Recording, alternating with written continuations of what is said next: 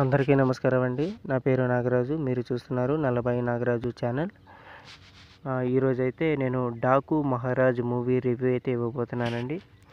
నేనైతే ఏ మూవీ అయినా సరే జెన్యూన్గా రివ్యూ ఇస్తూ ఉంటాను. సో అందరూ కూడా నా ఛానల్ని సబ్స్క్రైబ్ చేసుకోండి. చాలామంది కూడా ఫేక్ రివ్యూస్ చెప్తుంటారు. చాలా చూసాను నేను. థియేటర్ దగ్గర చెప్తూ ఉంటారు. యూట్యూబర్లో కూడా చాలామంది ఫేక్ కంటెంట్ బాగుంది అది ఇది అని చెప్తూ ఉంటారు.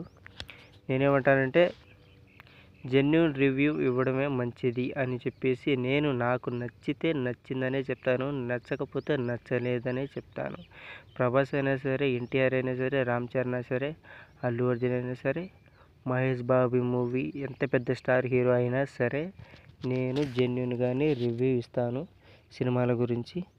అది కమర్షియల్ మూవీ అయినా, లో బడ్జెట్ మూవీ అయినా సరే జెన్యూన్గానే రివ్యూ ఇస్తుంటాను.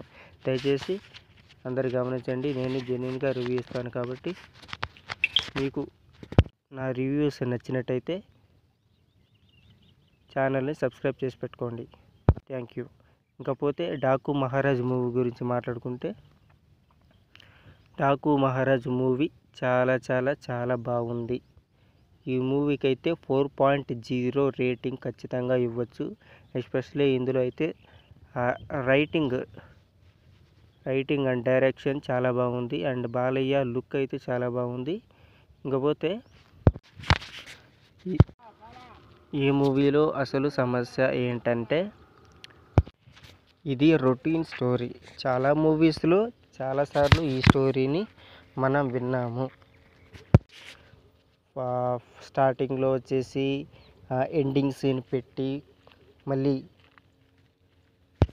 ఇంటర్వెల్ దగ్గర మంచి ఎలివేషన్తో కట్ చేసి, మళ్ళీ ఇంటర్వెల్ తర్వాత ఒక 2 మినిట్స్ స్టోరీ కంటిన్యూ అయ్యాక మళ్ళీ ఫ్లాష్ కట్, మొత్తం ఒక 30 మినిట్స్ ఫ్లాష్ కట్ ఉంటుందండి. ఫ్లాష్ బ్యాక్ సీన్స్ ఉంటాయి ఇందులో.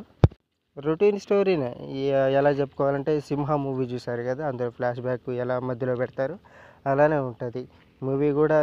ఇలాంటి స్టోరీలు ఇంతకుముందు చూసాము.